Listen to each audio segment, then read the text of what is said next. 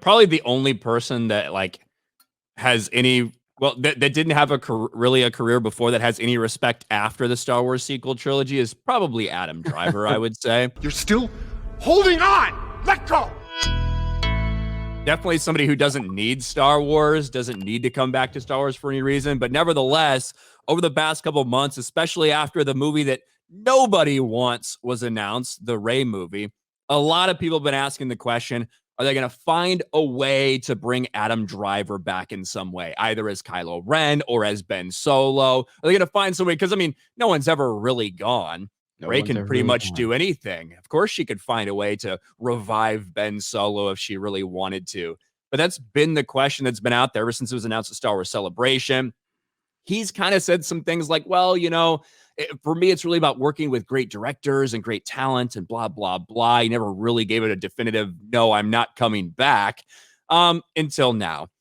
This is Adam Driver appearing on a podcast. Quote, they're doing stuff, but not with me. Adam Driver confirms he's done with Star Wars after Rise of Skywalker. Amid rumors about returning for Rey's Jedi Order movie, Adam Driver, the actor behind Kylo Ren, has confirmed he will not return to Star Wars. And this is, everybody really does have a podcast now. This is on Smartless with Jason Bateman, Sean Hayes, and Will Arnett. No idea they were doing a podcast together, but Adam Driver making the rounds for his Ferrari movie that he's promoting. But in every single one of these things, whether it was like with Rich Eisen or whatever, he's always getting asked about Star Wars.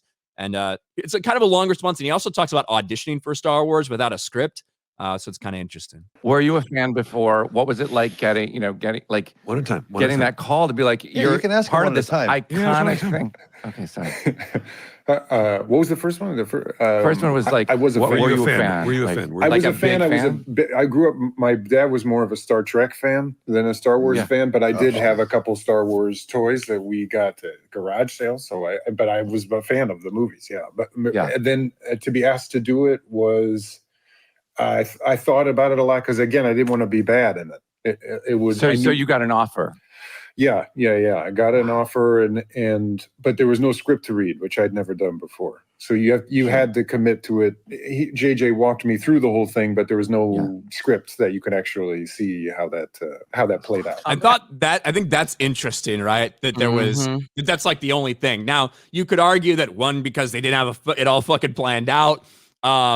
Or maybe it was just so secretive that they didn't want to hand out scripts to people. They wanted to like really keep it tight. Who knows? But the fact that that's the only thing he's ever done in his entire career where he didn't have a script during the audition or whatever is kind of wild. Mm-hmm. Adam, are you gonna? Is there any more talk about more Star Wars stuff? Like, oh boy, look who's back. Yeah, they're doing stuff. Yeah, but not with me. I'm not doing it. You're done because the character's done. Yeah. There it is. That's the first time we've officially heard that from Adam Driver. So you're done because the character's done? Yeah. They're doing stuff, but not with me.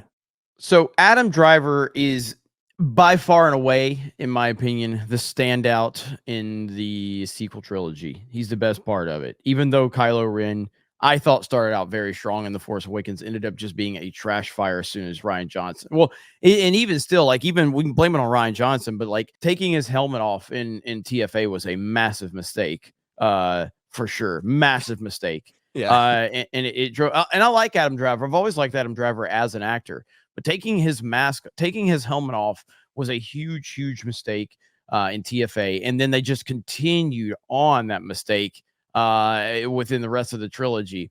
But he was the best part of it for sure. And I'm glad that he's not coming back. He doesn't need this. He doesn't need to get involved in it. And so this is good news as far as I'm concerned, because they don't deserve Adam Driver, in my opinion.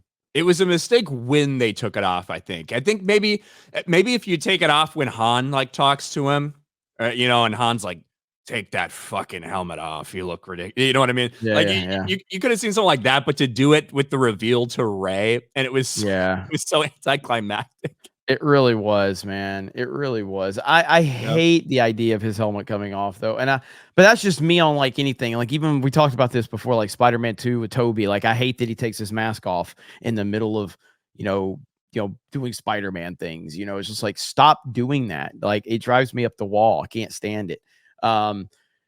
Everybody needs to be Dread, like Carl Urban's Dread. But anyway, that's neither here nor there. But ultimately, I'm glad he's not coming back because he's too high caliber of an actor, I think, because he is a really good actor. I've seen him in quite a few things. Do not compare me to my father.